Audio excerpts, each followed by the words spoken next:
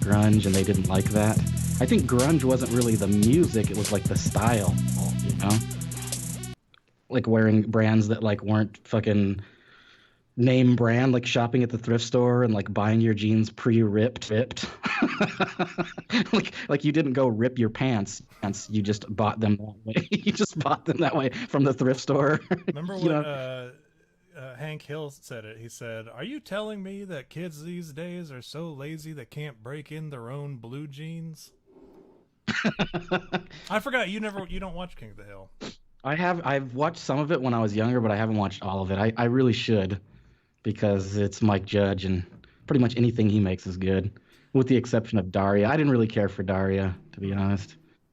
I thought Daria But was pretty good. I like he Daria. said, wasn't there supposed to be like an offshoot of that too about her gay boyfriend, the metrosexual Trent, dude? Trent. Yeah, Trent. Yeah, he was supposed to have his own show. There was supposed to be like a spin-off from that spin-off. I don't know. I never. I saw something the other day that was talking about like a live action version of Daria, which would just have it would just be like Kirsten Stewart, walking around going na na na na na. Na. By the way, we're For some live. I reason, don't know if you knew that. yeah. No, I figured. No, for some reason I for some Oops. reason I pictured Janine Garofalo. Remember her? No, well I do, but I wish I didn't. The Unfortunately. Yeah. Yeah, she's an awful human being. She's like the Rosie O'Donnell of smart people. Um, the yeah, That's she's one of those characters. I don't care much for women in general. I think women are largely worthless.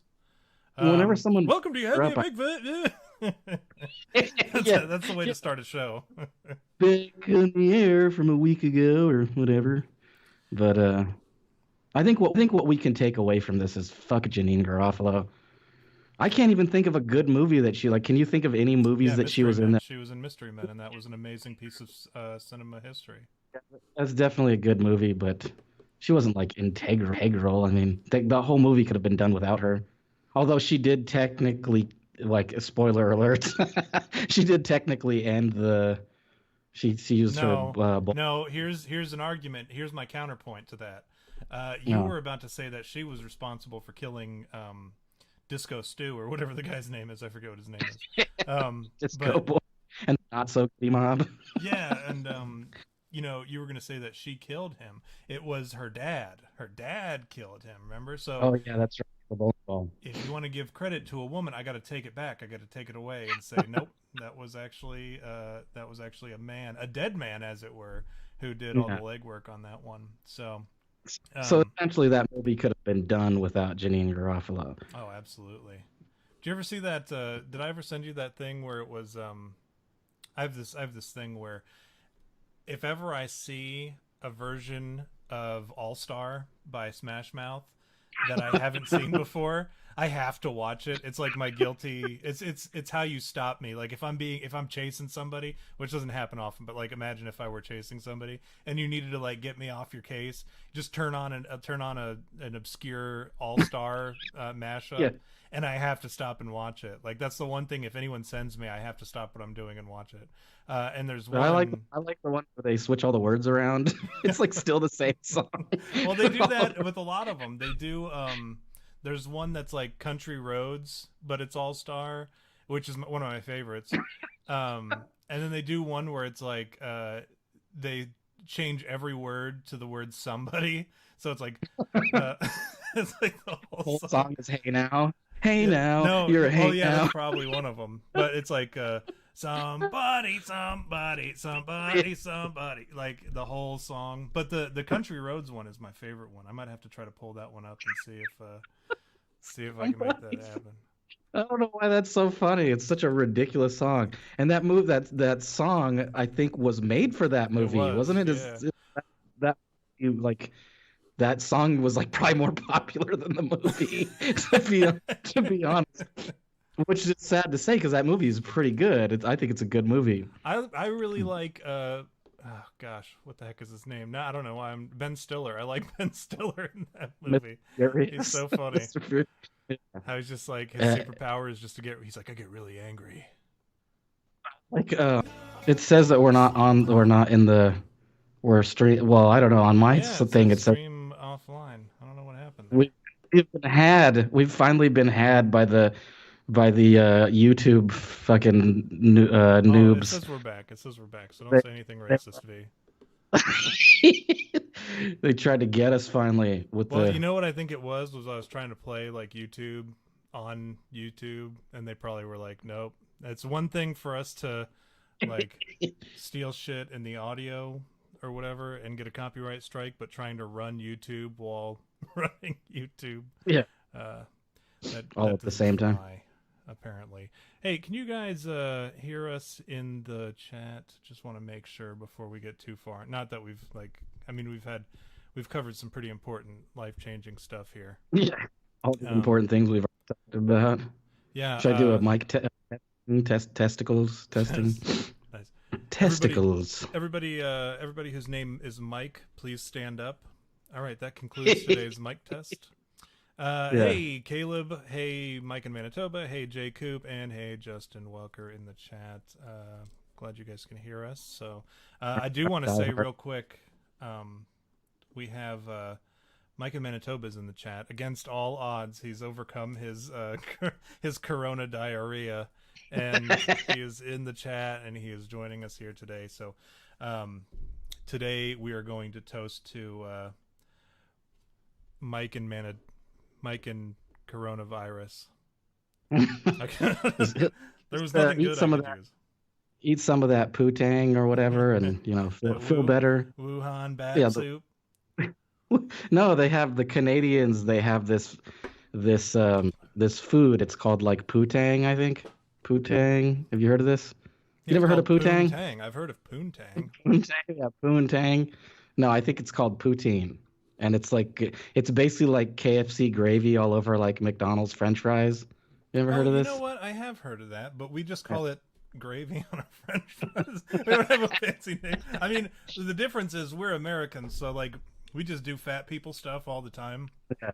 and we don't have to have fancy French names for it. We can just be like, yeah, we're having fat people food for dinner It's tonight. it's like Canadian delicacy. Like if you go to Canada and you know about poutine, like you show up at like a Canadian heavy place and you're just like, let me get a bowl of poutine. Like all of a sudden, everybody in the place will be your friend because you know about poutine.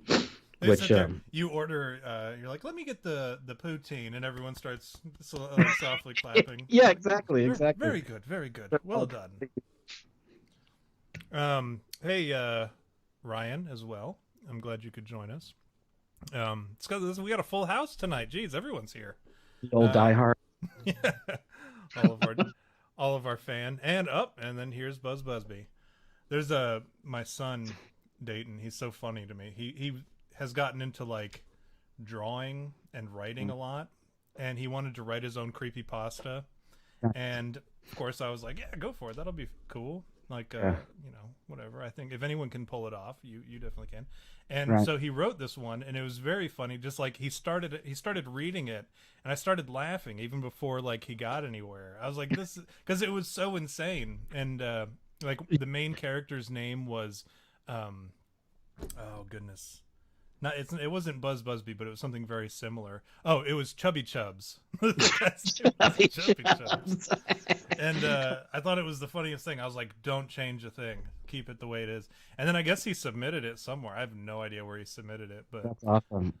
What a chance to feel tremendous pride, fatherly pride. Yeah.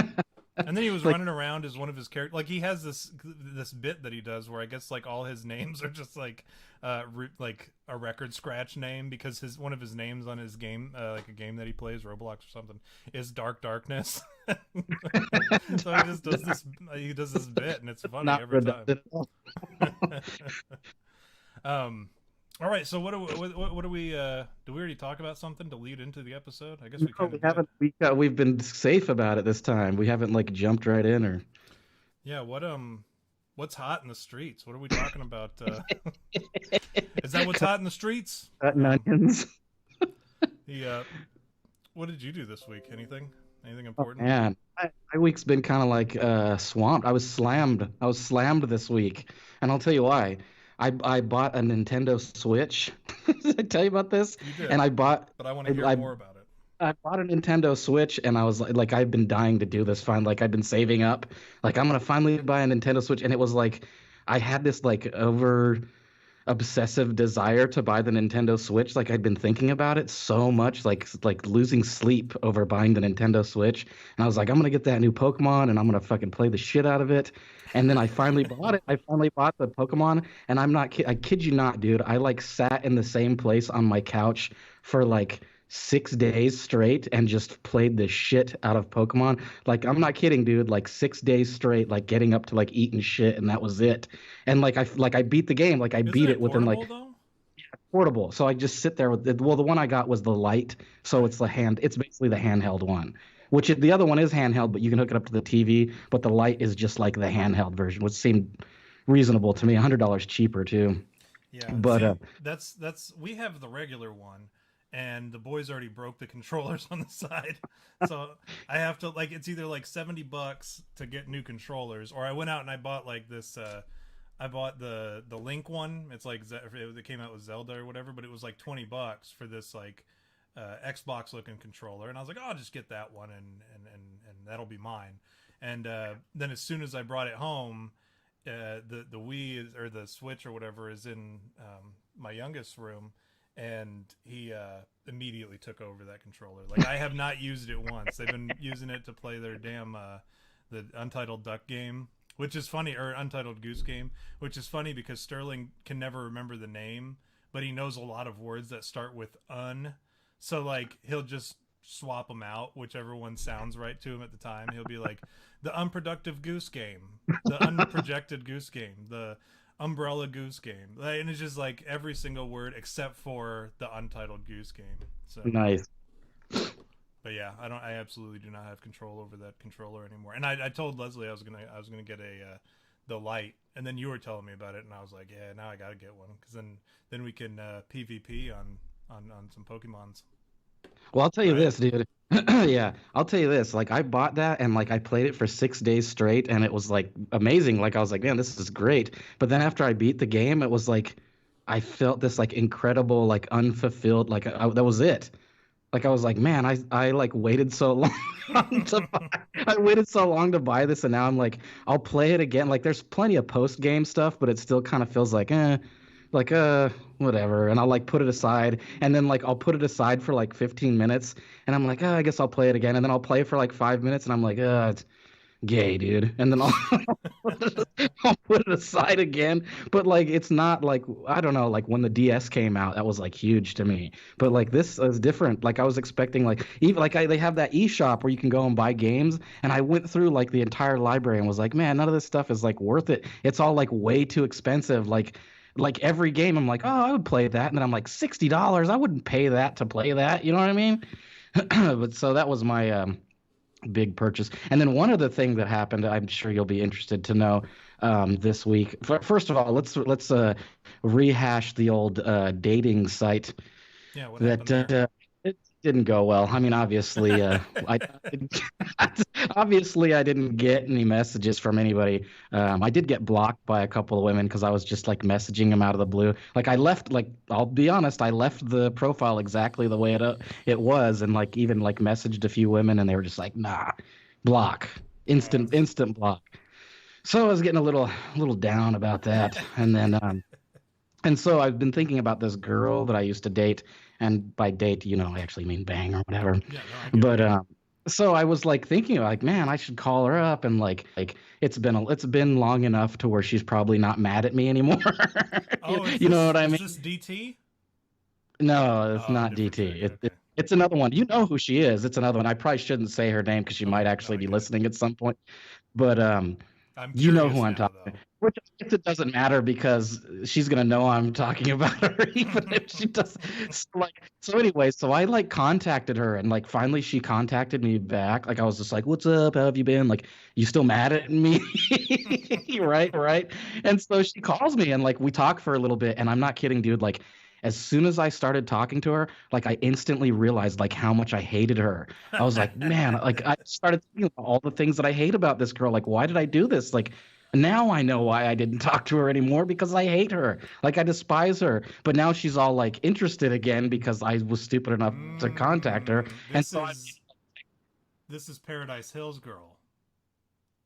no, no, No, not that different one. one. Okay, man. She's an army with me. She's an army with me. I'm surprised you don't remember. We talked about her before. But anyways, so she's like texting me nonstop lately now, and I'm kind of I hate this girl. I this girl. And so the worst part about it is she's like sending me pictures and stuff. Like she sent me like 6 pictures like back to back, and she was like, "You tell me which one you think is best." And like I was just like, none of these. Like they're all terrible. Like even one, like the shading, like the way she took the photo, like the lighting made it look like her, like that she had a mustache. Oh, Like it was awful. Like each one of them, her hair color is different. And the last one she sent me, I kid you not, she has this red colored hair and she's wearing these like thick rimmed glasses. And I swear to God, she looks just like that stereotypical feminist girl, the one that's always oh yelling in the no. picture. Just like that. And like as soon as she sent me that one, I like downloaded a picture of that girl so that I could send it back to her. And then I was like, I better not do that. But that's still saved on my thing. So like if it comes to it, I'll just send it to her. But like every time she messages me now, I'm like, oh, I fucking hate this girl. Like, why did I do this? Like why? Like, and it's the worst because like I'm thinking, oh yeah, she'll bang me. Like I'll get laid or whatever. But then like the second I get a message from her and she starts talking, I'm like, God, I fucking hate her so much. I hate this girl so much, dude. It's awful. So it's kind of like one of those what do you call it? Self-inflicted problems. Did So you I don't know not? how to deal with it. Did you not rub one out before you contacted her? No, of course not. That was like that was the biggest problem there. That was like the problem is I realized that much later that like yeah, that's the one. That's her right Yeah. there. Well, I'm she's not on the line right now. kidding. Ryan, I'm not Ryan, yeah. is that you? Kidding. The pic Are you she talking sent me about me looks on the just like internet? yeah. Yeah, and it's Uh, funny too because if she actually was listening right now, she'd know that I was talking about her. So fuck it. Maybe that'll oh, be one of those things. But that was my week in a nutshell. Other than that, my and then the last thing I guess is my diet. I sort of like am off the wagon, and by oh, off the wagon baby. I mean like I was dude. Like, I'm telling you, man. I go grocery shopping and I like look in the health food aisle and I'm like, man, this stuff's so expensive. And then I start getting these cravings, like, man, I haven't had chocolate in like fucking forever. And so like I like walk down the bread aisle, which is like the worst thing to do because bread is fucking awful. And then there's this bag of fucking chocolate donuts. And I'm like, man, I'd kill for That's a how they fucking get donut you. right now. Yeah, and then I just bought a big old bag of donuts and literally ate them in one sitting. Hmm. Yeah, so yeah, Well, that's pretty much my week. That's if I wasn't a fat piece of shit, I would judge you so harshly right now. But like I myself, like what did I eat today? I went to Dunkin' Donuts this morning on my way to school, and I bought a sausage, one of those sausage cheese. It's a sausage, egg, and cheese croissant, but I those are told them no egg, and they put the egg on it, so I was a little disappointed right off the bat. That was like the start of my day, right? And so I take it and huck it out the window or whatever, and then I drive my 2 hour drive to school, and then and if anyone thinks I'm exaggerating, that is not an exaggeration. That's how long it takes me to get to school. But I only have to go once a week, so. Um, and then I ate Subway for lunch, so I kind of made up for it there. But then I drank a Red Bull and then had like a coffee, and then I came home and ate like this like chips and bean dip or whatever. Like that was my dinner. that's awesome. Yeah, so like I said, if I wasn't such a disgusting slob, I would absolutely judge you right now very harshly. Um, but I can't, because Right. let he who is Fair enough. without sin cast the first stone. Let Yeah. he who is without high cholesterol cast the first stone.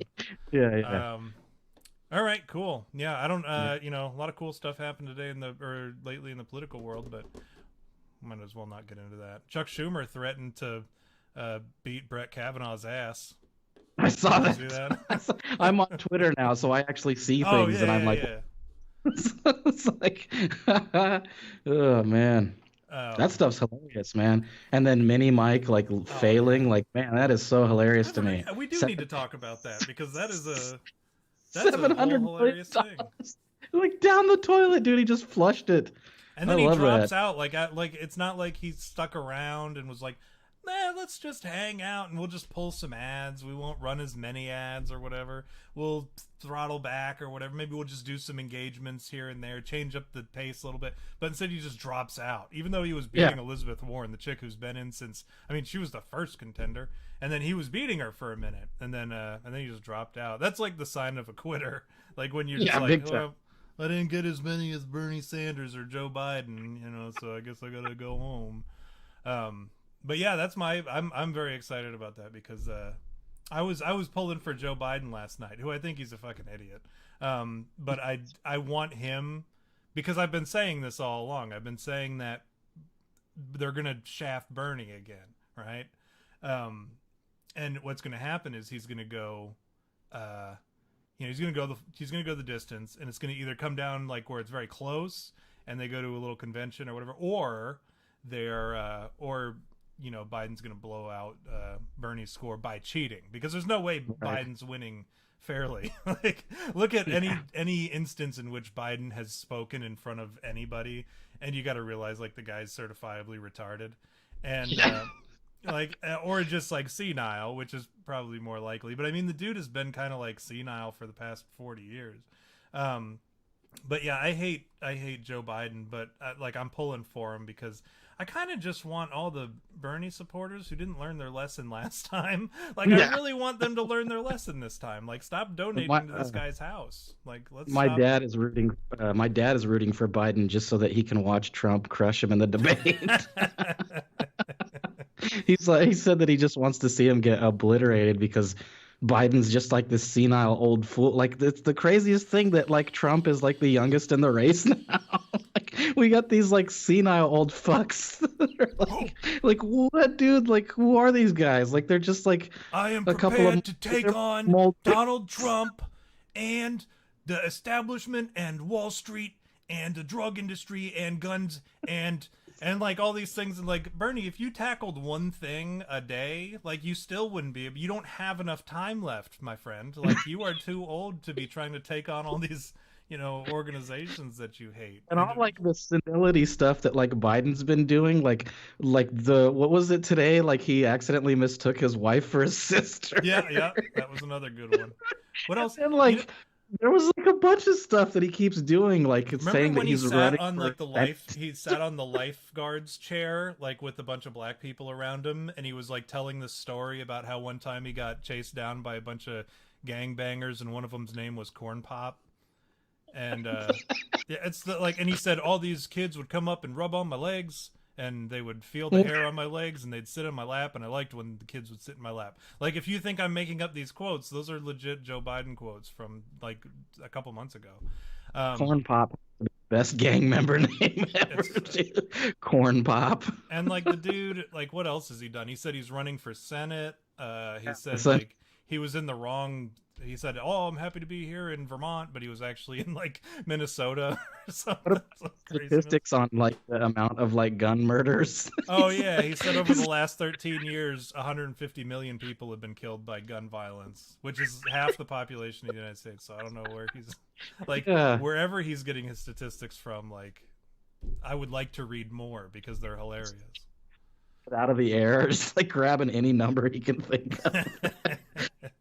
Oh, we got some comments. We've got some people commenting on the political chat, so we have to address this. Uh, let's see here. Bradley's creepy compendium came here to say anti-Semitic things. Welcome, Bradshaw. Buzz Busby, get on the malarkey bandwagon, folks. That's Joe Biden's foul mouth Nice. influence. And then James Prager, wait till Bernie endorses Biden. Um, no refunds, okay? No refunds. Uh, Tulsi, just for the coconut milkers. I say this all the time. I say Tulsi Gabbard is a political succubus. Like she's like calling all these Trump supporters in with her siren song to try to lure them away from Trump. And It worked. Unfortunately, there were a bunch of like Trump supporters who were friends of mine who were like, "Oh, I'm thinking about voting for Tulsi Gabbard." I'm like, "What are you retarded? Like, what was this your first day on the internet?" But yeah, she does. She's a very attractive young woman. And then we got Megabit Banshee. I want to see Trump curb stomp Bernie. That'll be a good one too. Honestly, like Trump said, he's prepared for either. He's like, whoever they send, he's like, I'm ready for him. And I think it'll be a funny competition between Trump and either one. I could care less. I just kind of want to see Bernie get crushed just for the sake of like those Tulsi people. Gabbard? Yeah. You're talking about Tulsi Gabbard? Okay, I just pulled up a picture on the internet, Mm-hmm, and her mm-hmm. teeth are fucking Oh yellow, yeah, dude. no, her teeth are bad, but she's tell her to just keep her lips shut. She's got little teeth Look, too, doesn't she? She's got like little see if, chiclets or whatever, but they're yellow. Um, then we got James Pregler says that he's we got control he's Bernie got some Bros. man, some tig old bitties. I What's up, typed man? in Tulsi Gabbard nude. Did it work? Man, she's got some bad skin too, actually. Well, she's a She she's looks a National Guard or Army Reservist or something, so she's probably got like the same skin diseases that we have from the burn pits.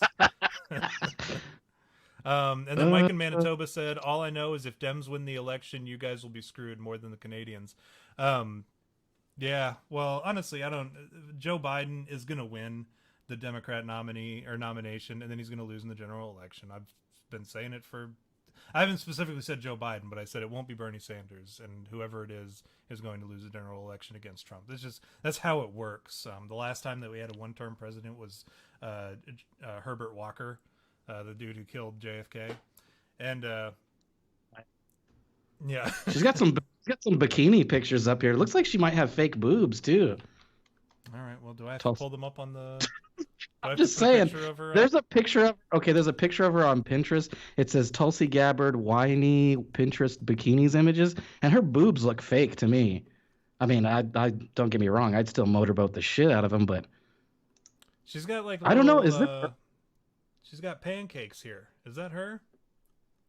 I don't think that's her. I think that's somebody I else. don't know. There's okay. This might be a different Tulsi Gabbard, but Well, we're talking obviously about. I believe she's not a senator, is she? I think she's a representative for Hawaii's whatever stupid a district in Hawaii. I don't know. I think she's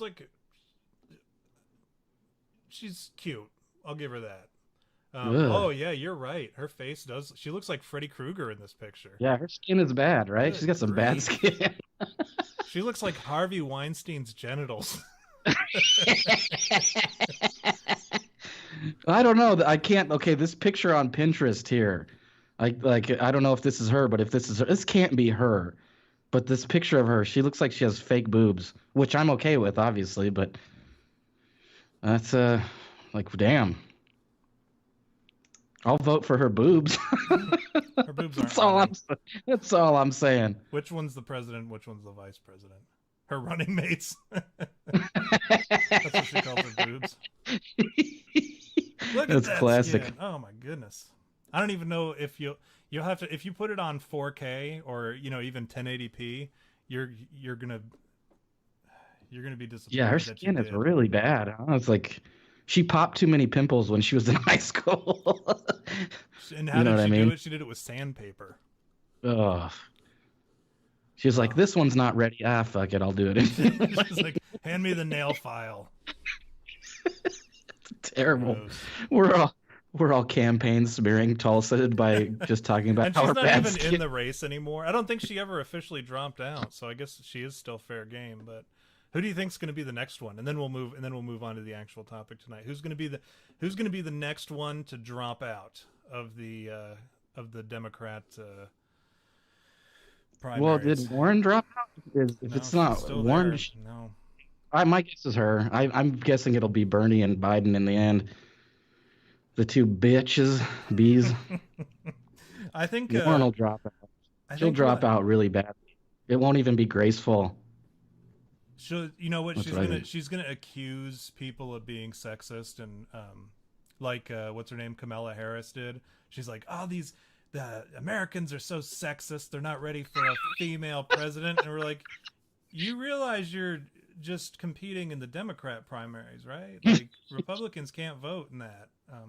or registered Republicans can't vote in that. So realistically, what you're saying is Democrats aren't ready for a female candidate. Yeah, true that. I mean, let's be honest, neither were Republicans, but I don't think America wants that, period. Yeah, no. I mean, we had God, no. females running last election when we had 16 friggin' candidates, just like the Democrats had this time, but we had like 16 of them or whatever.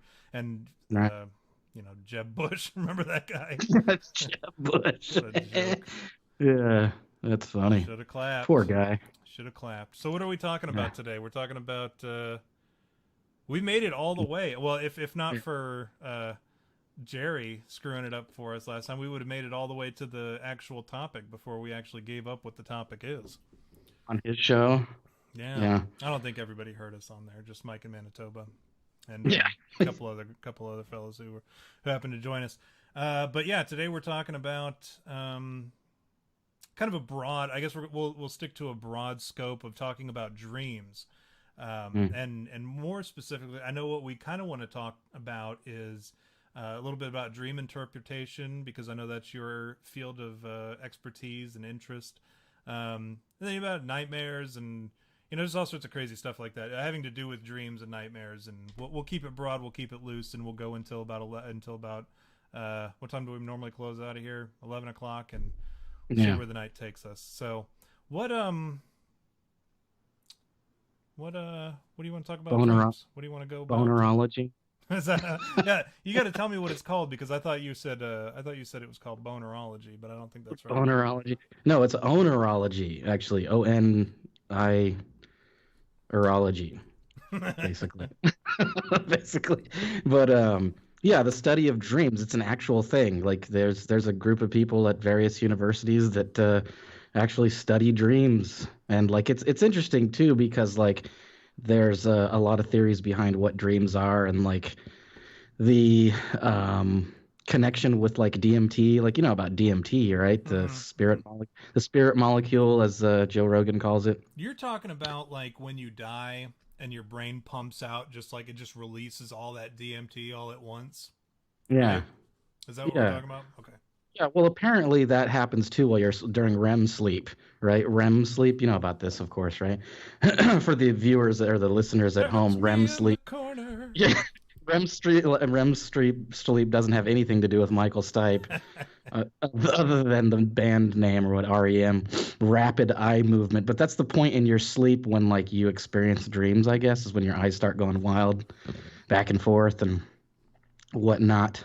But apparently we don't dream for that long. Although, like, if you have dreams, like, it seems really long, but like 15 minutes a night, like, that's what you dream for. There's some interesting shit too, man. There's like ways to induce like lucid dream, which I have yet to figure out, but there's supposedly ways to like induce lucid dreaming where you're like in control of your dream.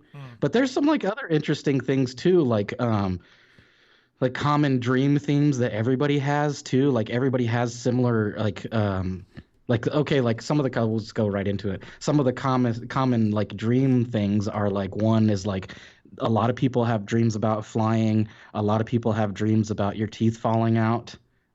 There's a bunch of them, dude. Like falling, like there's ones where you're just falling. There's also a dream where like you dream of yourself peeing, and then like you wake up and actually pee. If you pee in your dreams, do you pee in real life? Yes, apparently so.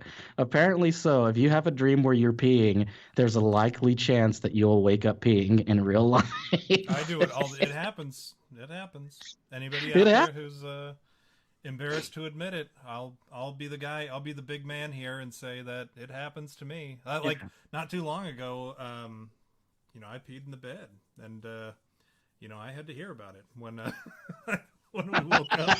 And and my wife was not. I mean, she was very understanding. Like, well, here's the thing too: is like not just like dream. Like, obviously, dreams play a factor into it too. But there's also like health things that are a factor, like sleep apnea. Like, didn't you say that you had sleep apnea? Didn't we talk about this too before? Yeah, that's a huge factor, as having sleep apnea.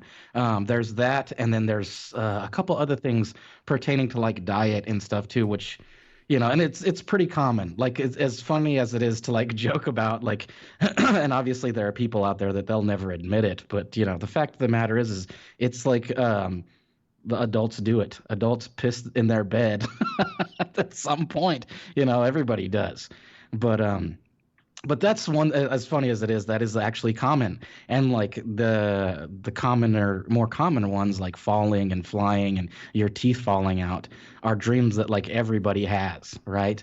Which I've always found really fascinating that like people like, I don't know, man, like I think it's crazy to think about how these things like get interpreted and like what things symbolize, like what you would perceive to be. And like a lot of the people that study dreams, and the people that like just claim to study dreams, and like they're just going like what's that lady, the black Miss Cleo, Miss Cleo, who Miss says Cleo that is like, black, isn't yeah, she? her, yeah, yeah, she's black, she's Jamaican, Miss Cleo. Miss Call me Cleo. now.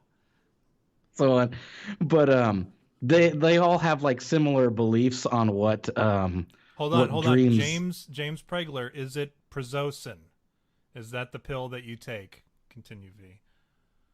I don't know, Prezos, I don't know what that is.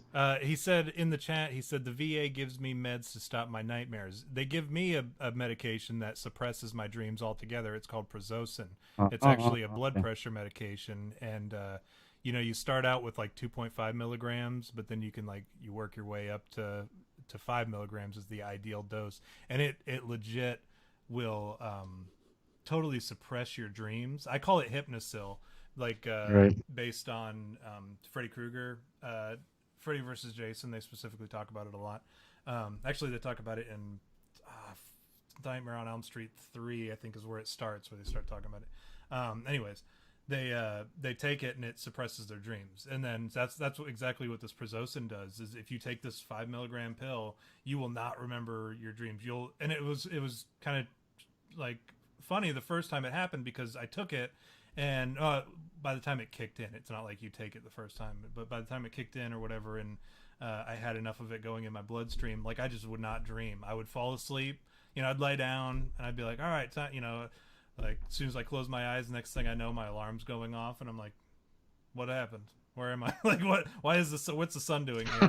But it was like, after a while, it just got into I got into a thing where like, I didn't ever remember my dreams, and I was okay with that, and I'd never experienced my dreams because all I would have, like I know I've told you this, Hmm. I don't dream, like I nightmare. Like if I don't Right. take my pill, it's nightmare city for me, and it's not like oh, that was kind of a crazy nightmare. Like it's like I wake up in a cold sweat and screaming or whatever. Like what? Then it's never like a normal type, rational type thing. Like I wake up and I'm like, "Where's the guy with the giant dildo fingers?" Or what? It's like some crazy weird stuff. The dragon man with the dildo fingers. Like it's always something like so absurd and off the wall, but extremely terrifying. And that's so if I don't take my pills, that's how it goes for me all night. And it's even if I like take a nap during the day, and it's been a little while since I took my pills the night before. If I take a nap in the middle of the day, like I will have nightmares during that nap. But Prozocin, yeah, it's actually if you have nightmares and you want to get rid of your nightmares or you want to suppress your dreams or whatever, talk to your doctor about Prozocin. I am not sponsored by Prozocin. I wish I was. I would sit here and I would sing Prozocin's praises all day long. But it's a blood pressure medicine. So too, you can be fat too, and then like when you go in and you get your blood pressure checked, they're like, oh, 120 over 80, good, very good. But in reality, it's like 180 over fucking, I don't know, like 50, 60. I don't know what's high. So Go ahead, here's like go ahead. a counter to that. If you don't want to suppress your dreams and you actually want to like have like bizarre dreams, like you're into that, there's a way to do it. And like I didn't learn about this until I was in basic training because when I was in basic training, you weren't allowed to smoke cigarettes, which apparently you are now. So what they did for us is they took us down to the med station. They were like, "Here's a bunch of nicotine patches, and fucking every time you need cigarettes, just go get nicotine patches from the fucking med station." So one night I like put like two on and like passed out. And you're not supposed to do that because they induce lucid dreams like a motherfucker. And like, dude, let me tell you, like if you go to sleep with two nicotine patches on, you're gonna have some bizarre fucking dreams. I'm talking like fighting like terrorists with Tom Cruise, fucking bizarre. And like, so if you want to induce lucid dreams, like there's ways to do it, but like the most effective method that I've discovered is by like getting some nicotine patches, slapping them on and like going to sleep. But if you don't want to have nightmares or dreams or whatever, I then wonder what happens do if you do both. What would happen if you what like suppress your dreams with Prozocin, but then also like cover your body with nicotine patches? I wonder what would happen. You're just like awake. You're like, oh, this is lucid living. This is weird, man. I feel like well I can there's some actually get up out of bed and everything. Oh well, yeah, it's you're like awake. So this is actually an interesting topic that you like stumbled upon is because there's a lot of like philosophy and like theology that like thinks that there isn't much difference from like sleeping and being awake.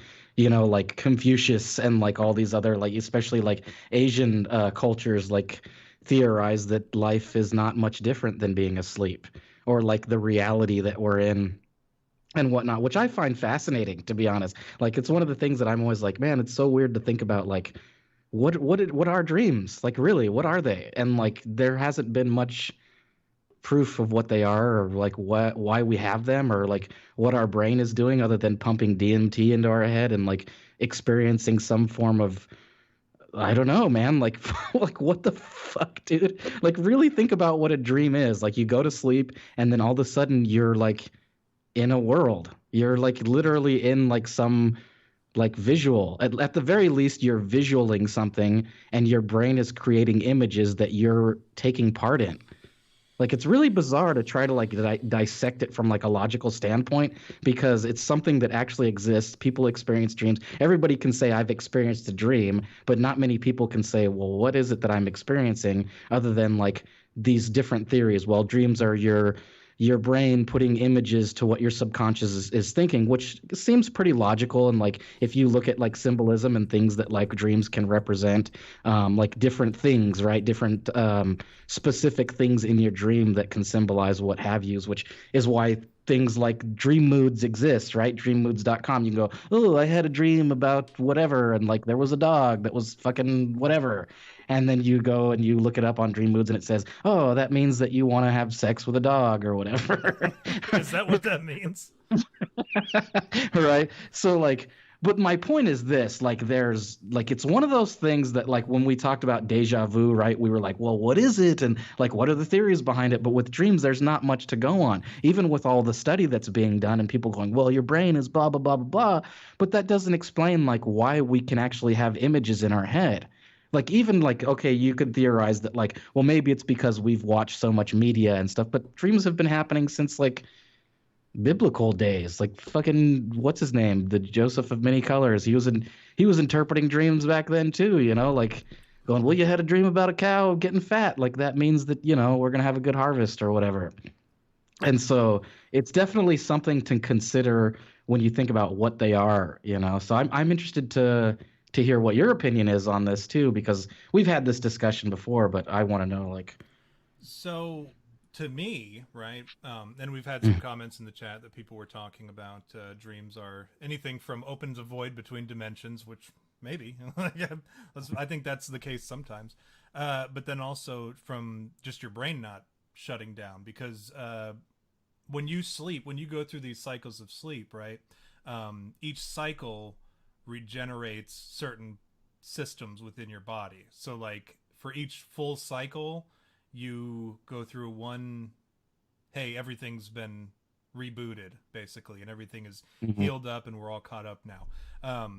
That's kind of what's going on in your body when you sleep. Now if you interrupt that cycle, you can wake up in the middle of one of your cycles and not completely regenerate that particular portion of your body or whatever. And your Mhm. body tends to do okay with that, but your brain is like the one that needs to be running. Your brain and your heart and your lungs and all that shit needs to go all the time, but like they slow down to a point where you can kind of regenerate and recover from the day.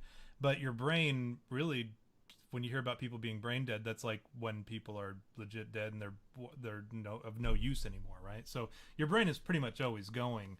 And I think when you were talking about having images in your head and everything, that's something that we naturally do throughout the day. I mean, you can think of not to quote Dave here, but think of an apple, and you can imagine an apple, right, in your P space, right, or your pneumatic space.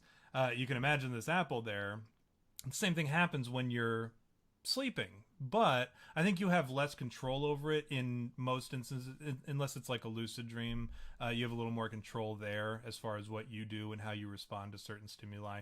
But as far as like you can push most things out of your head when you're thinking about it, but when you're dreaming, your brain kind of takes the wheel, and you have really, which is stupid because you're like you are the brain, but um, you understand what I'm saying? Like you kind of have to let your subconscious take over, and that's why you're forced with these images of whatever your brain wants to replay.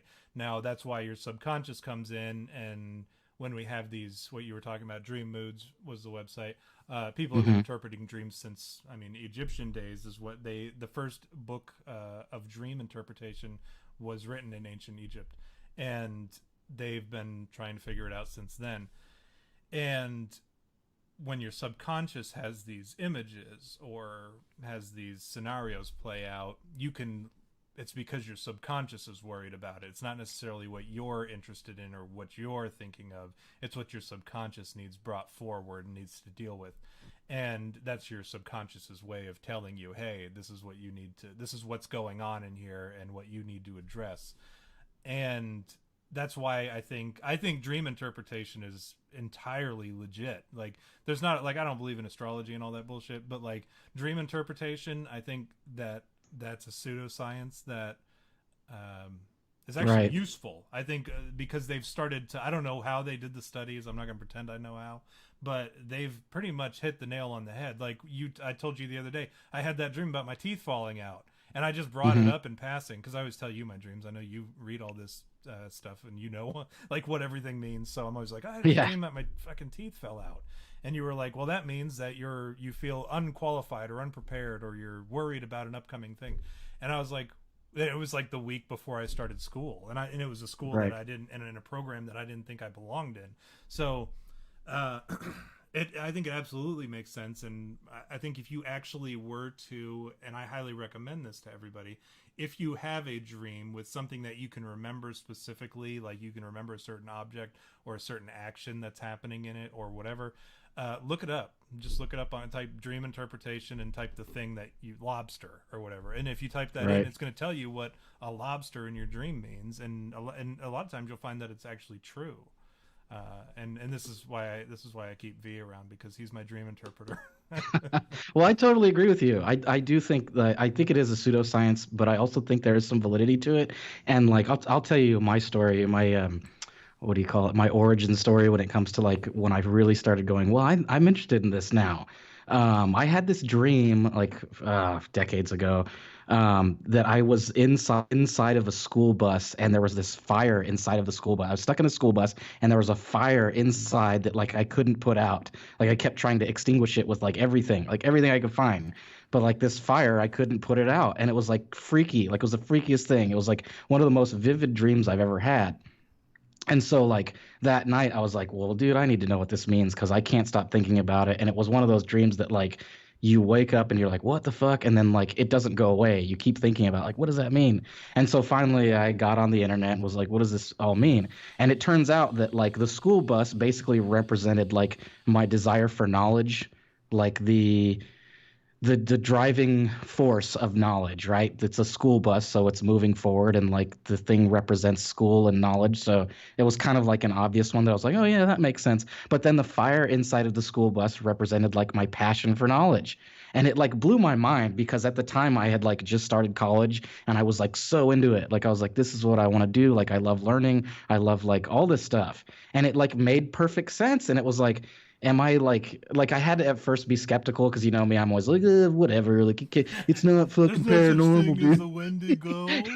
It's not fucking paranormal, dude. So I like instantly was like, well, maybe, but then like it started to make sense. Like, well, you just put these imagery to like what they represent, and like it makes sense. And like then you go, well, why does my brain think that? And like, why is my brain going, well, this represents that? And like And then it turns out there's like these common fucking dreams. Like people have, they all have dreams. Like we were talking about that teeth dream, and like I want to kind of go into that a little bit, like common dreams and shit. And I have it pulled up here. I have the site pulled up here so that we can kind of discuss some of like the most common dreams. So we'll start with the teeth dream, where like my teeth are falling out.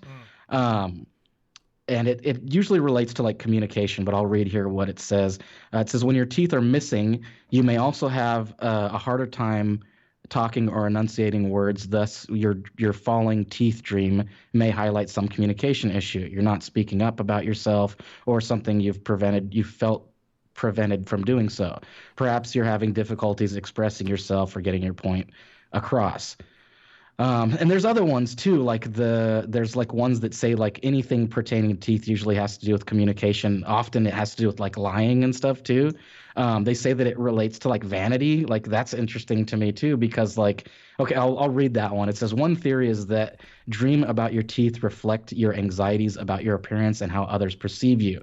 Your teeth help to convey an image of attractiveness and play an important role in the game of flirtation, whether it is flashing those pearly whites, kissing, or necking.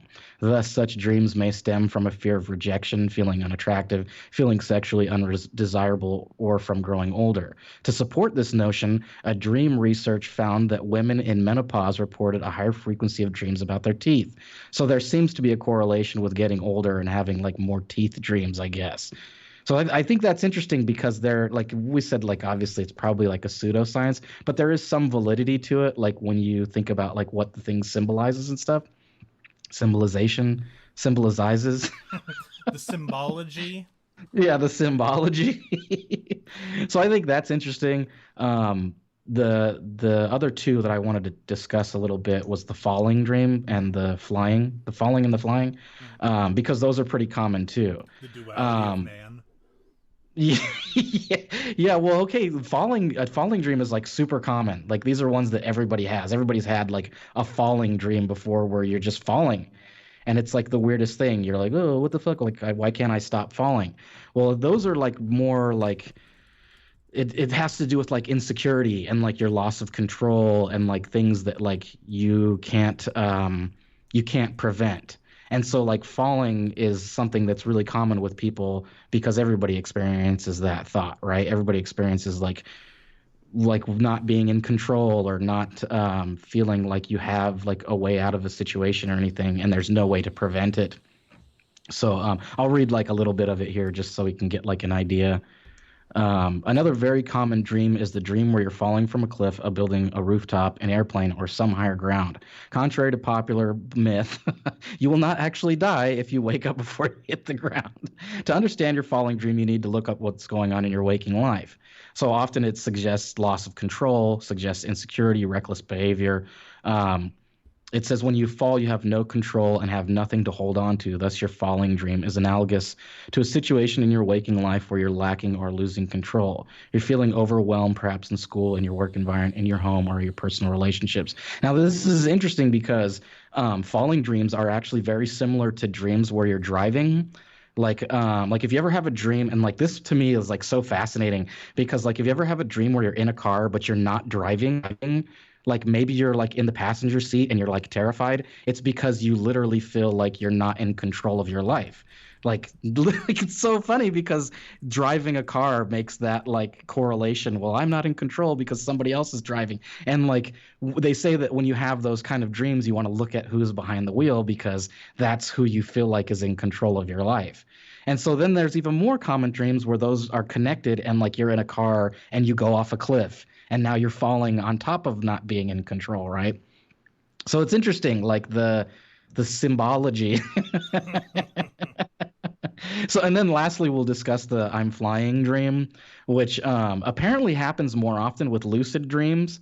Lucid dreams are when you're like actually in control of your dream, like you know that you're dreaming, which is fucking awesome. I've like love lucid dreams because then you could just do whatever the fuck you want, and like You can do that in apparently real life if you're brave enough. yeah, yeah, true that. Except for fly, not many people can fly. But flying actually is has to do with like high self-esteem and like the opposite of falling. Like you are in control and you have the ability to like soar the skies basically. And it's really actually kind of a simple interpretation, when you think about it, you go, well, yeah, that makes sense. But there's some other interesting things that like I discovered about flying dreams too, where like have you ever had a dream where like you can jump really high but like you come back down? Like you can't fly but you Right, can right. jump really high, really really high, and then you come back down. Well, that's kind of like a representation of like you feel like something is impeding your progress, like you're so close to touching the sky but something is stopping you. And like I think that's so interesting, like I really do, because you have this ability to like your brain goes, well, you're so close, dude. You're so close. And I think it's interesting because we do become obsessive about those kind of things, and like maybe our brain is going like, how do I figure this out? And they're going, oh, here's all these images where you can think about it, and it turns it into like a fantasy, you know so those are the most common ones I thought we could discuss. Remember, there are some. There are some that, I guess, with us being who we are, I feel like there are certain dreams that we have to discuss here, and I have them pulled up. So I'm going to be the one who has to deliver this disgusting news. Um, Hmm. I want to talk about if you have a dream about AIDS. All right. To dream that you have AIDS indicates that your psychological integrity is being attacked. You are unable to defend your position in some matter. To dream that your mate has AIDS suggests that the relationship may be a destructive one. Anal sex. To dream about anal sex represents submission. You may be afraid to yield to the wants and desires of others. Which is funny because if you look at the non-sexual ones, like anything related to back door, back entry, back tunnels, secret entrances, stuff like that, they all refer to the same thing. They all refer to anal, anal this or that. Butt Castration. fucking. Yeah, yeah. Castration. To dream of castration signifies your overwhelming fears that you have lost your virility or feelings of sexual pressure. Alternatively, it represents a lack of creativity. Now, something fascinating about that is if you dream about a vulva. I don't know who's like dreaming of these very like specific Yeah, I was gonna say. pieces of the genitals where they're like, "Oh my gosh, that's a vulva." Like I guarantee probably like 3 out of 5 people don't even know exactly what the vulva is. But to see a vulva in your dream signifies your creative energy, which kind of It's a type like of car, right? It's yeah, a type of car. yeah, which is funny though because it's like to when you're talking about castration, you're removing that masculine um, portion of you, right? Hmm. And Right. it affects your creativity. But then the vulva signifies your creative energy, right? So that's Mhm. I That's feel like a interesting. lot of these articles are written by women, probably. If you dream of, yeah, if you dream about being a man, you're gay. Ha ha ha. Sperm. If you see sperm in your dream, it symbolizes masculinity and/or fertility. It also indicates the potential for growth and development. Now, here's one that may fascinate you, V. If you dream of a transsexual, it Hmm. symbolizes your anxieties or ambivalence about masculine, feminine roles or passive aggressive behavior. You may be reluctant in dealing with these issues, and if you are considering or awaiting transsexual surgery, then your dream may represent your anxieties and fears about the surgery, recovery, and life after surgery. Well, To you know what's fun? There's something funny to like add to that. Sure, I think When the I whole was thing was dating the pretty funny, but yeah, it's pretty hilarious. I was dating this chick when I was like when I used to sell cars way back in the day. And she used to tell me all the time that she had this dream, this like reoccurring dream that she had a dick. She's and like I would always be like, "What, dude? Like don't tell me about that. Don't tell me about that." To me, I was immediately going, "Well, she secretly wants to be a dude." But like I don't know, like I haven't talked to her since like decades now. But I always wondered about that. Like she always used to say, "Yeah, I have this reoccurring dream that I have a dick." I did was you just ever saying, that's like weird. here's a personal question for you, V. Did you ever like pantomime like you were blowing her, like if she had a dick, where you were like, or like, did you ever have her, or did she ever like demand or ask permission to wear a strap on No, or no. anything? No. She was an alcoholic. She was an alcoholic. I'll say this though, she was gorgeous, man. She's like one of my greatest triumphs, dude. She was like Sandra Bullock and Marina Visconti from like the porno. She was really hot though, man. She was like gorgeous. But I don't know what happened to her. That like we had this She's a like man now. yeah, well, She's okay, see you that's the probably fucking know weird, dude. her. She's probably a dude. That's the She's fucking like, hey, weird remember thing. that Is like time that we did such and such? What? I was I always wonder about that because like I've looked for her online. Like for years, I'm always like, I wonder what she's doing now. Her name is Maggie Danielle Butler. Now here it gets even weirder. She went by Danny when I knew her. Danny was actually what she went by. And like I was like after a while, like years later, I like thought, well, she's got to be on Facebook or something. She's got to be on something, right? So I'd like look for her, like Did you constantly change looking the for her. I to a Y and try it that way? What- I tried every variation, dude. Ah. Maggie Butler, Annie Butler, Danielle Butler, Maggie Danielle. I looked as hard as I could for this chick and nowhere to Did be you look found. up Charlie Butler? Gary Butler? That's what I started thinking is like, what if she like finally came to the realization that like all those dick dreams was just that she like wanted to be a dude. But it turns out it was just about anxiety or whatever. So I got a game recognized game here. Mike in Manitoba apparently beat me to that joke about no, she was a dude after the operation. And then he said before, not after. He corrected himself. um, that's why she was dreaming about that. Was she was dreaming about her time when she had a penis. That's why she knew what it was like. That's what always kind of like confuses me about transsexual people. They're like, well, I feel like a woman on the inside. And you're like, well, what does a woman feel like? Well, you know, you're like, have you ever felt like a woman before inside? Well, yeah. How do you know? Are you a woman? Like, how do you, what you feel inside is you feel like a man inside because you're a man. Like, you experience man emotions. And then also, let's see, pubic hair. Here's a good one. To see pubic hair in your dreams suggests that you are coyly making your sexual feelings known.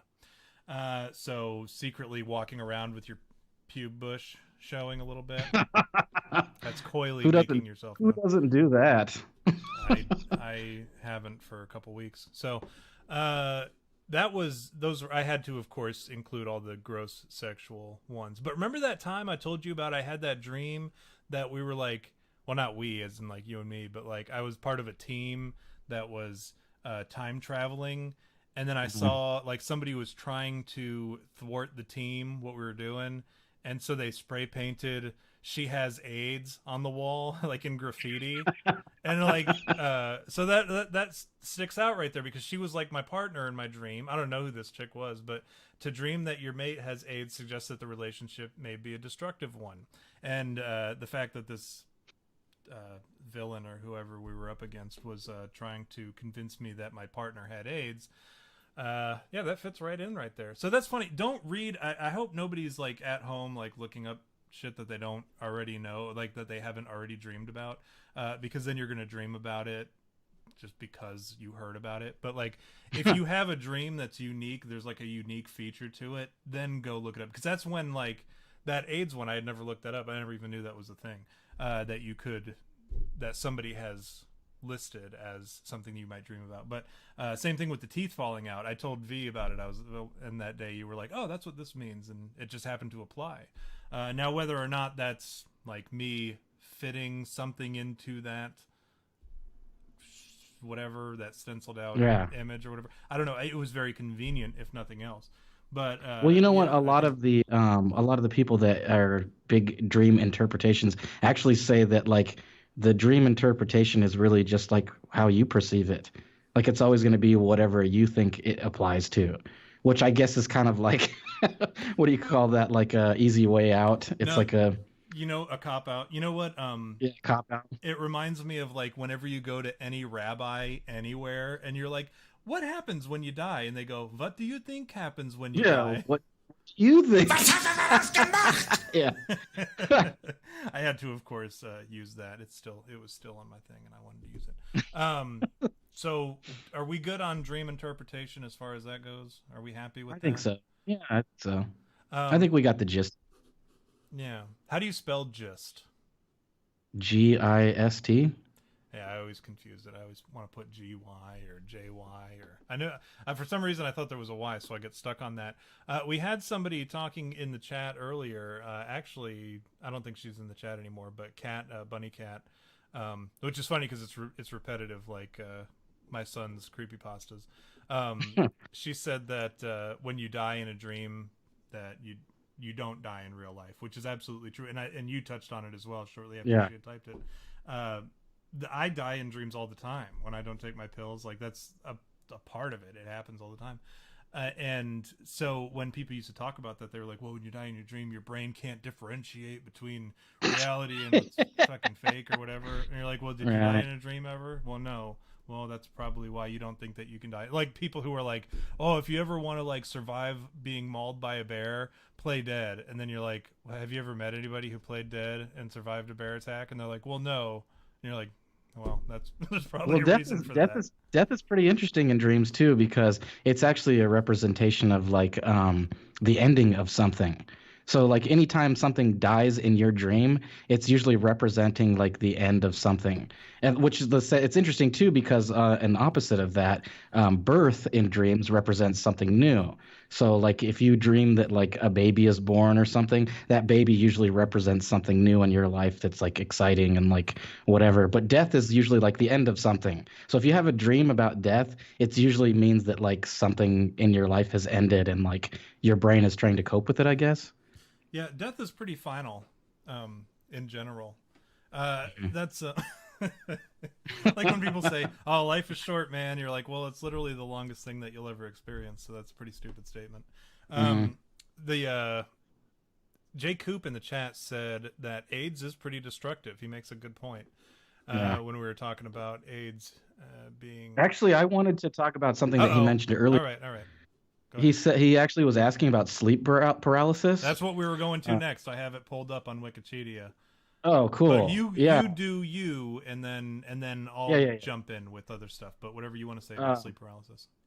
well, sleep paralysis is like that's like a real thing. Like that's not something that just is for your dreams or whatever. Your body has to like do like keep yourself from like enacting the movements in your dreams, which apparently some people like have like they don't get that sleep paralysis and so they sleepwalk and like sleep talk and everything. But the craziest thing, okay, here's the crazy thing about sleep paralysis is that you can wake up and still be in sleep paralysis. So like there's a moment sometimes like if you were to like come out of REM sleep and you're still in like sleep paralysis that you literally can't move and it's kind of freaky too. It's never happened to me or and I don't think I can't recall, but there's like people that it's happened to where they're like holy shit I can't fucking move for like a couple of, it's like your body's innate response to like sleeping is like you better like shut down so that you don't fucking start wandering around like swinging your invisible sword at like Darth Chewbacca. You're thinking of Padme. Uh, Yeah, you're thinking of Darth Kenobi. The exactly. No. So I am a Exactly. horrible sleeper. I'm a like I drool, I snore, I talk in my sleep, I move around a lot in my sleep, and I always joke that I'm a terrible sleeper. My boys pick on me constantly because I snore very very loud, like loud enough for them to hear it, and they sleep on like the far end of the house, and I get sleep paralysis occasionally, and the thing that bothers people the most is what they see when they wake up. Because yeah, you're absolutely right. The body, your brain, like I said, your brain is still kind of firing, so it doesn't take a whole lot. Like a car that's moving, like when you're coming up on a stoplight and then it turns green before you get to it, and you can move Mhm. faster than everybody else because you've already got motion. Your brain's kind of the same way. Your brain can just kind of zap right back into it, and it can start receiving senses or whatever, like it can see, smell, hear, whatever, but it can't move because it takes a little bit longer for the body to get fired up again. And that's what happens is you're absolutely right, is the body remains paralyzed, but the brain is able to take all this stuff in. Now people, nobody really has sleep paralysis experiences in which nothing happens. It's always they have like they see somebody in the corner, they see people around them, they hear people talking, they feel the presence of other people. And a lot of people associate this with, I mean, you can go back to way back when, before people knew what it was, before science had even bothered to investigate it, or doctors at the medical field had decided to even tackle it. They used to think that it was a demon that was sitting on your chest and holding you down. That would be And that'd be shitty as fuck. and Find that's that what out. people see. That's what people see when they have this sleep paralysis. Like oftentimes if you talk to people who have sleep paralysis instances, they'll have very real experiences in which somebody or something is in the room with them, and it will be, to them it'll be as real as anything. Like they won't be Right. able to differentiate between what's real and fake. Now, I actually talked to somebody about this earlier today when I was at school, because he knows the kind of line of work and study that I'm in and why I'm in that program, which is not like Mm-hmm. anybody else in the room. Like nobody else is interested in that. They're all trying to go on and be pastors and stuff. Right. Meanwhile, I'm like, I'm just here to become an exorcist, and like everyone like stops and like the record scratches and they turn and look at me. Um, but this dude, like he knows that that's the kind of stuff that I study and that I'm into, and he wanted to talk to me about it, and he brought up sleep paralysis, and I said sleep paralysis is a totally natural thing. I said, however, um, if you were, I said, let's play devil's advocate here for a second, no pun intended. I said, if you Hmm. were a demon trying to prey on somebody, when would you try to do it? When they're at their weakest, right? When they're Right. most vulnerable. And when are Right. they most vulnerable? When their body is unable to respond to what they're seeing or Yeah. what's around them. So I said, Right. do I think sleep paralysis is something just natural? Yeah. Do I think sleep paralysis has supernatural associations with it? Yes. I think supernatural things can happen during sleep paralysis. But I think also, like, there are times where I have it where there's nothing supernatural about it. I just, but then again, like any given day of the week, I'm having some kind of supernatural thing happening. So like they probably don't even want to bother with me during the during my sleep paralysis. They're like, we'll just go fuck with him when he's awake. But yeah, I think absolutely sleep paralysis is a totally natural, scientifically proven, Right. understood thing that anyone can have, and it can totally be not. It can totally be natural and not supernatural whatsoever. But I think also in those instances of sleep paralysis, supernatural.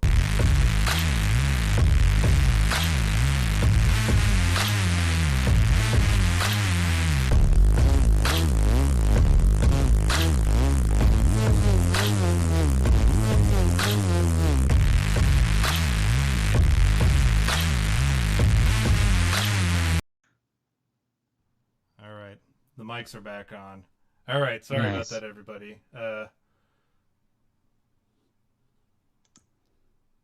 See, what pisses me off now is I'm gonna have to do 2 different videos and all that bullcrap. You can't just edit them together. I mean, I could. Getting That's what happens 26 when kilobits a second.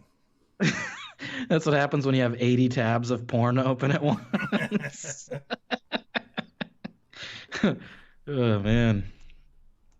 How come I can't see the chat for our shit here? You blew it, dude.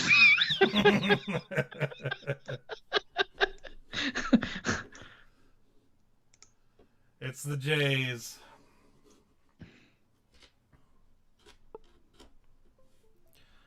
Yeah, ignore my. You know what? I'm just gonna go ahead and switch it to you for right now, so they have Oh. something pretty to look at. But I, yeah, I, that's. You know what's funny is they. What were we talking about? We were talking about demons and sleep paralysis and stuff like that. yeah, we Isn't were. that You know what's crazy how funny that is sort of thing I was happens? gonna say I was gonna say like we should start touching on the paranormal about dreams too. I was gonna say it's about That's what time like happens. we start talking about that weird shit. And then old J Rab came out of nowhere and was like, no, no, we ain't having that. J Rab the demon. All right, I think we're back here. Okay. Yeah, so sorry about that, everybody. So we're talking about sleep paralysis. Even Mike in Manitoba is jumping on. Dang Jays. The so basically, I think, like I said, if you are if you have sleep paralysis, it can be natural, it can be supernatural. I think that's a great place to prey on people, for supernatural beings to prey on people, and I think it's particularly scary because you are paralyzed. And there's nothing more terrifying. Even the phobia, claustrophobia, is part of like a family of phobias that have to do with a loss of control. And I think when you have that sort of situation occur, you become far more.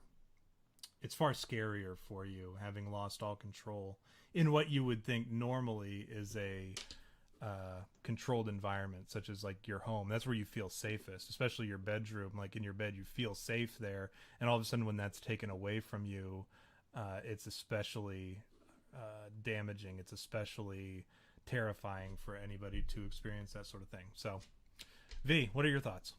Well, I think it's interesting. Like there's a lot of like conjecture. That's my big word for the day. And I was gonna say we should start discussing like the paranormal stuff, like the theories and things that it could be too. Like there's a lot of things dreams could be. Like we could be entering another dimension for all we know. I'm reminded. Let me get all wax philosophical here. I'm reminded of a poem by. I'm reminded of a poem by this Chinese dude. I forget what his name is, but it was You it was sounded all based. professional for a second, then you're like this Chinese dude. Yeah, this Chinese, and he basically said, I once had a dream that I was a butterfly, and when I awoke, I couldn't understand if I was not the butterfly dreaming that I was me, or that I was like awake or whatever. Let me see if I can find the quote. Now I have to find it. Butterfly, On a butterfly We're traveling down poem. a path, and we came across a fork in the road, Yeah, it's and the I dude's chose name. the path. The dude's name is Zhang Zi, not to be confused with Zhang Zi, the chick from Crouching Tiger, Hidden Not to Penis. be confused with Zung Zung, Yeah. a totally made up Chinese name that I just made up. Okay. Okay, here's the poem. Once upon a time, I, Zhang Zi, dreamt I was a butterfly, flittering hither and thither, to all intents and purpose, a butterfly. I was conscious only of my happiness as a butterfly, unaware that I was sang. Soon I awaked, and there I was, veritable myself again. Now I do not know whether I was the man dreaming I was a butterfly, or whether I was the butterfly dreaming I was a man. So I think it's just an interesting concept to consider, like what is dreams? Like who knows? Like there's a lot of theories that like maybe we're dreaming now. Like maybe our reality is just a dream, and like maybe I don't know, man. There's some weird shit out there about dreams. Like what if we're like on It's Always Sunny in Philadelphia? Frank Reynolds says we could be a turtle's dream in outer space, I which think is like. I maintain that. Well, I mean, I always tell you about the Heisenberg. I always say that he said that the universe is not only stranger than we think it is, it's stranger than we think it, or than we can think it is. I think that it's very possible that we are part of. We learned this from Kyrgyzstan. Yeah, Uh, are Kyrgyzstan. we are we part of a simulation, or are we part of a dream? And then you start looking at stuff like the the the neuro the neuronet in the human brain, and then you compare it to the universe. Gosh, what the heck is it called? The something web, galaxy web? No, it's Yeah, something yeah, web. yeah, yeah. I You know know what what I'm you're talking talking about. about. Gosh, Yeah, why like why am I drawing a blank? how the neurons in your brain like look It looks similar to a exactly galaxy. like the universe. Yeah, Yeah, the that's fucking crazy to think about. That's so mind blowing. yeah, are we part of a a single cell within this neural net of neural processes in some larger life form's head? Who knows? I don't know. And Here's that here's our something universe is simply that. But go ahead. here's something even more crazy to think about. Now, if you get a chance, those of you listening, watch that Spirit Molecule, the DMT documentary. I think Joe Rogan narrates it too. It's really interesting. But we talked about this earlier a little bit. The DMT in your brain pumps into your head when you're dreaming, right? But it also, when you die, all of it releases into your brain. So there's something interesting to consider about death when it comes to that. Like what the fuck, dude? Like what if when you die, all that DMT is like you entering alter afterlife or something like what if that's like the secret to fucking everything we wonder about, like the afterlife is DMT? Like what if that's what all it is like that moment that you experience in death where you think you're like, I don't know, fucking what do they say, you You see the what light, is no, well, yeah, the light, but there's also that the crossover. no, when you die you live your life again or something. What is Oh, that when you called? replay your life. I know Yeah, what yeah, you're talking about. yeah. Um, Yeah, it's there's a phrase for it. I can't remember what it is. But it's like it's like, what if that is what it is? Like the moment of death, you experience this eternity because of DMT. Like it's weird because that's kind of a pseudoscience, like we talked about before. Like there's some science involved, but then there's some like theology where you go, well, who knows? Like what the like the only way to really know is to experience death, and there's nobody that can come back and go, hey, check this out. Look what I learned from dying. Well, so you know, you do. Well, they do is the thing. There are people who have near-death experiences. Maybe we can talk about that one of these days. But the people who have near-death experiences, they talk about their experience with either a heaven or a hell, or as whatever, or blinking out, or just seeing like this light, or whatever, or like a peace, being at peace, and all sorts of crazy stuff. And people have these stories of where they die and then they're brought back and then they talk about it, and some of them are real fascinating. We'll have to, maybe we will talk about that one of these days. Hmm. But there are some people, and I think I can go, obviously I have my beliefs and of what happens when you die, but I could see where certain people can make the case, kind of like you are right now, where this DMT release.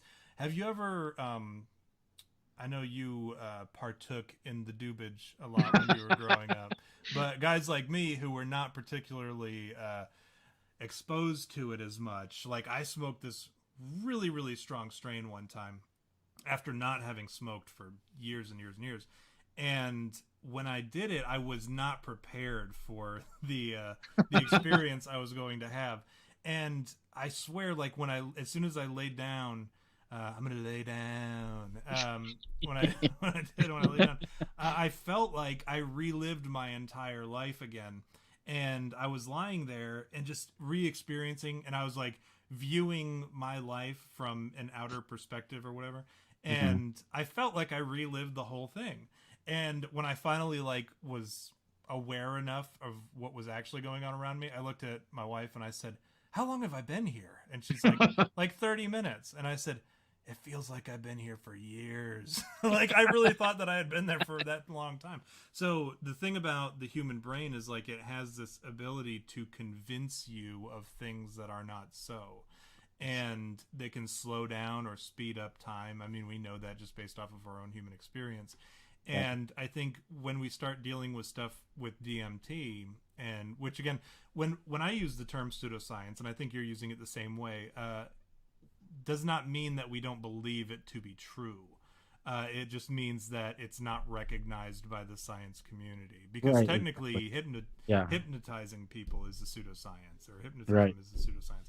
Um, so I think with DMT, it's like your body, what it's really doing is it's releasing this endorphin because you're dying, and it knows that you're dying, and your body wants to make the experience as tolerable as possible.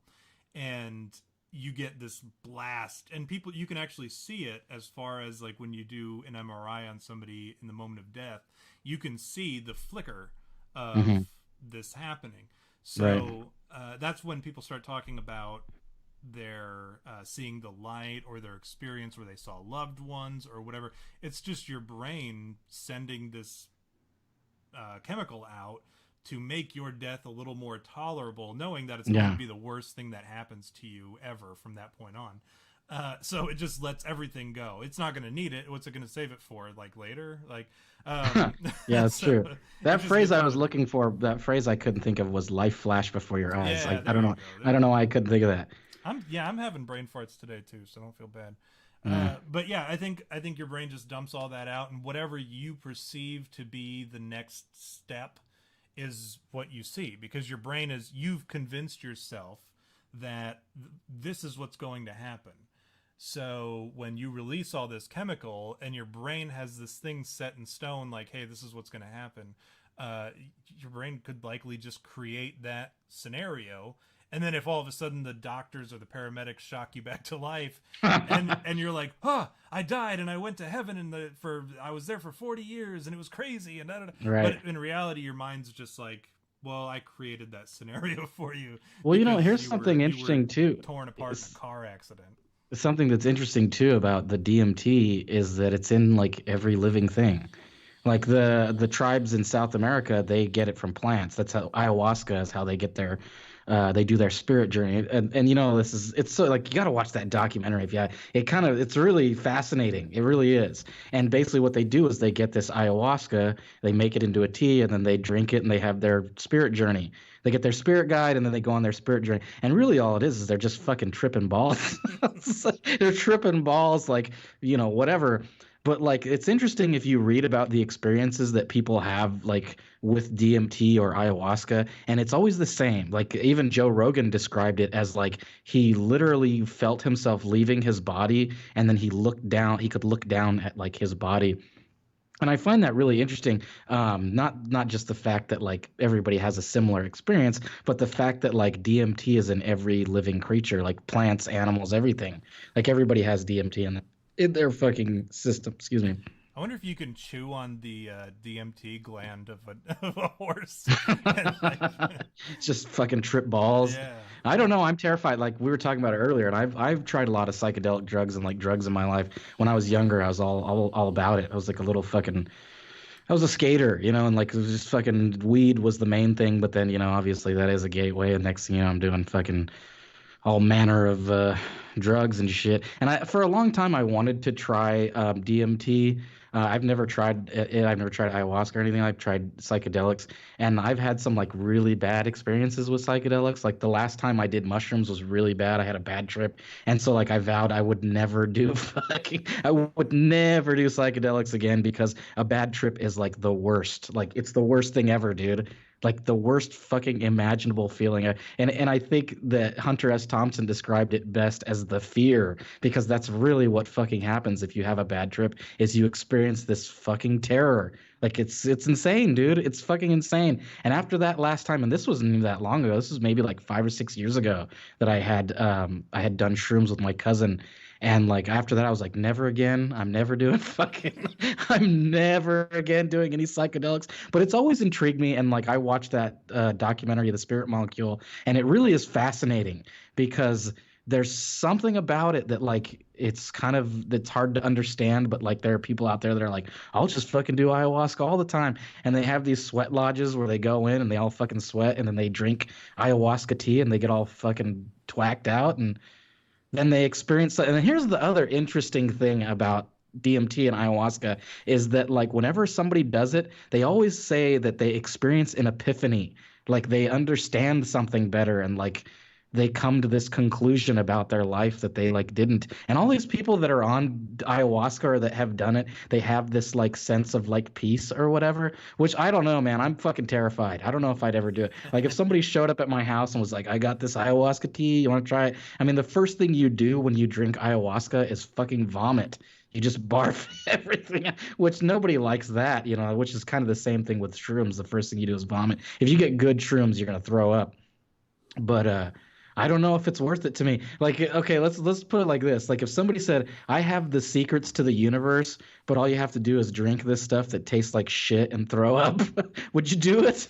Maybe. I don't know. Yeah, Maybe. probably. Yeah, maybe. It depends on who. Like, I would have to trust that person pretty. Here, I don't know. Like, I don't know. I don't like to eat or drink anything that anybody else has prepared. So if they're like, "Oh, it's gonna make you puke," and you're gonna get, you know, you're gonna see some really crazy weird stuff, I'd be like, "Can I watch you make it?" Like, Yeah. I make sure you're not putting any drugs in it. And they're like, "Well, it is drugs. That's what it is." Yeah. Oh, yeah. Okay. Yeah. No, I don't know. Like, I've never gotten into any kind of, like, I would have a horrible experience. I know for a fact with any kind of psychedelic drug. So I Right. tend to avoid it. Well, that's what they say. They say if you have a lot of inner demons, like don't do psychedelics because you're gonna have to fucking face them. You're gonna have to face all your inner demons if you do psychedelic drugs, and it is not gonna be fun. The yeah, I'm gonna end up like coming to and I'm be like, I had all these crazy visions of like the back door, of a back entrance, a back like, well, that means you're gay. Oh. Ah.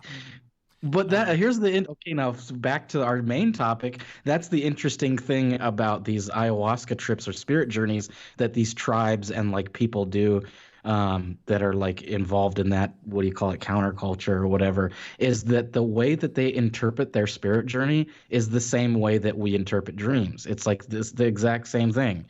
So like these people are like having waking dreams. To me, like my theory is that they're just inducing like waking dreams.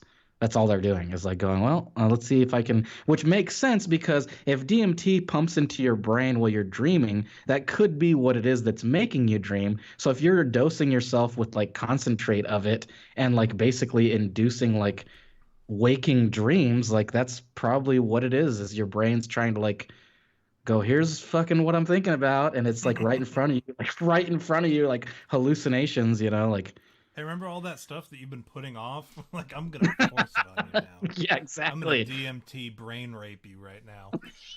Jay Coop actually says, "What you dipping, Billy? I'm dipping the horse's DMT gland. Gonna trip balls, Daryl."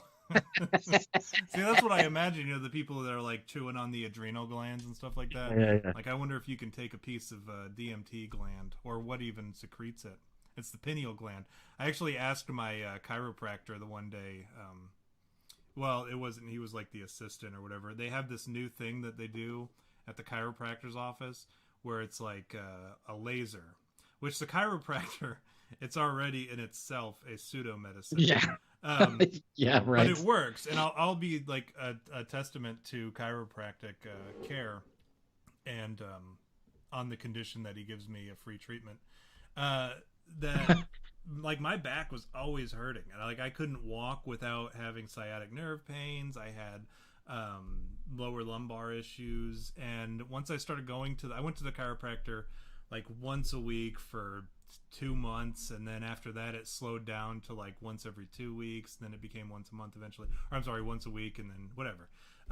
But it slowed down to a point where now I'm at once a month just for a readjustment to make sure that everything's all sorted out. But like I don't have those problems anymore. And when they like you watch those videos of people getting adjusted on the Hmm. bed or whatever, that you see them like snap the neck and the back, and you hear all those loud poppings and all that Yeah, stuff. yeah, yeah. Like it feels amazing. And they like my neck, you'll hear it and it just sounds like gears grinding or whatever when he cracks it. And I always feel so much better. I don't have migraines hardly ever anymore.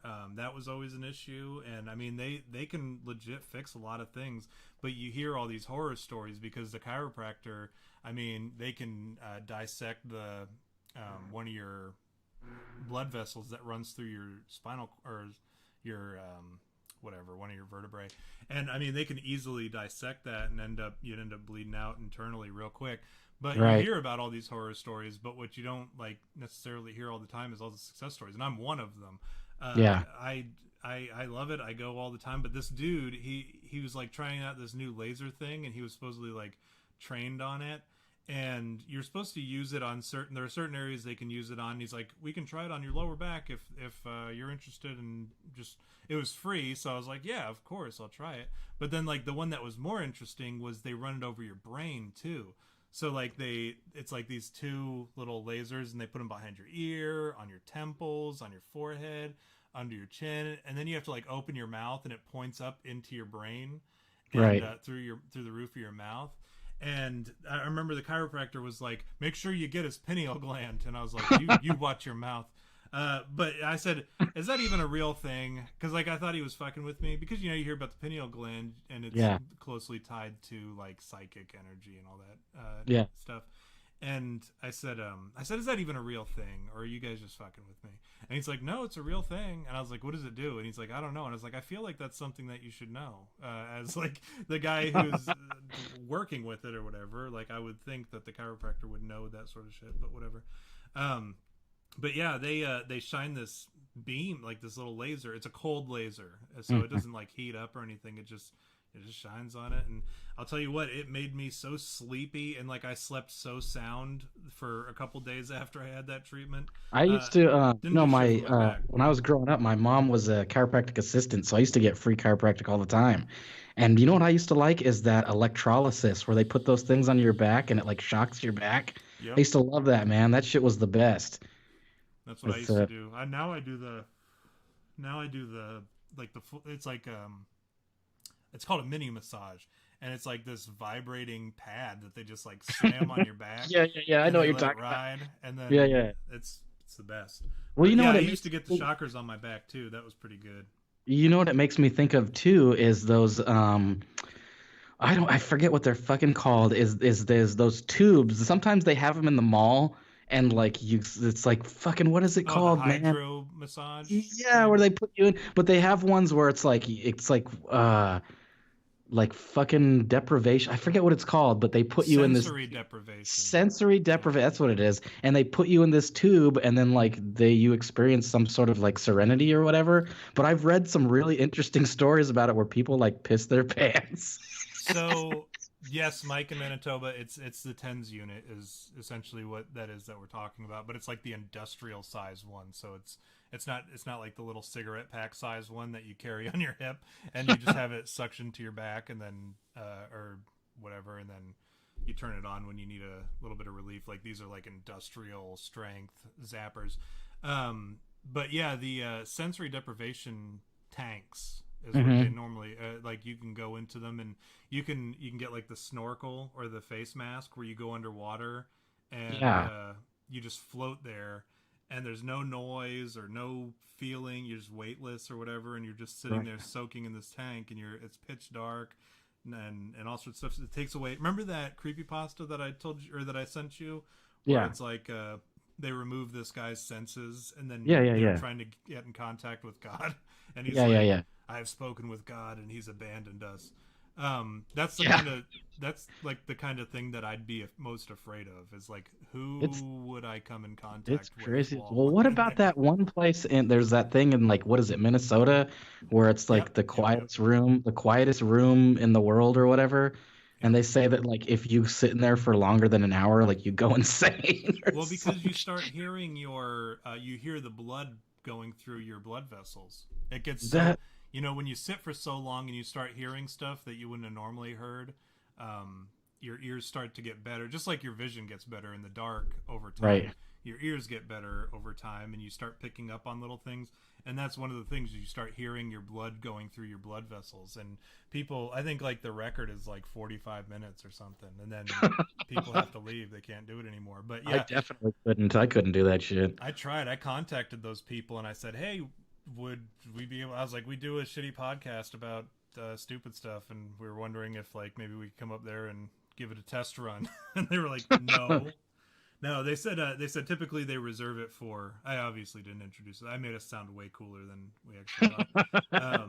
But I Of- said, we'd love to come up there and like kind of do a piece on it. Like, is there a way? Because you can take a tour of the facility. You have to pay to go on a tour of the whole facility. Because what it is it's like an acoustics um, company, and they make quiet rooms or ways to soundproof your rooms, and then they have this one room located in it where it's the quietest room in the world, and they will show it to you, but if you pay for the tour you don't get to go in and try it out or whatever because you're on like a guided tour, so they Right. can't wait for everybody to do like 30 minutes in this quiet room. But yeah, they Right. were like, "No, we can't let you just come up here and do that or whatever. We typically reserve it for like actual news outlets and stuff like that." So I'll have to Yeah. post the email because they were very belittling in the email. Like I don't think they intended to be, but I was like, "Damn, like you really had to go there and call us fake news," which we totally are. It's not like I'm trying to sit here and say that we are, They're but they just don't all, know no, that. not you and your stupid gay podcast. We're not gonna do that. No, you can't come in here. What are you going to do? A podcast in the quiet room? Get out of here. Um, yeah, Oh but no, I man. tried. I tried. Believe me. Maybe I'll do it now. I'll be like, yeah, we got 37 episodes now. The last one that we had technical difficulties and everything. We're the real deal. Super professional. Right. One of the hosts has J date on his logo. Yeah. What else you got? Anything for this week, V, or are No, we going to that's call that's it a really day? it. That's really it, man. I did think it was an interesting topic. I was hoping we would go into everything that we did cover, so I'm glad that we were able to. But it's definitely something to think about, and I think like if you can take away anything from this episode, I highly recommend watching that The Spirit Molecule, the one that Joe Rogan narrates. Really interesting stuff. And then like if you're gay about dreams, then start like keeping a dream journal, man. Like It's interesting to try to figure out what your subconscious is trying to tell you. At least that's what I think. Like if you have dreams regularly like I do, then just start keeping a dream journal. Like when you wake up, go, oh, I had a dream that, there was a donkey raping a squirrel or whatever.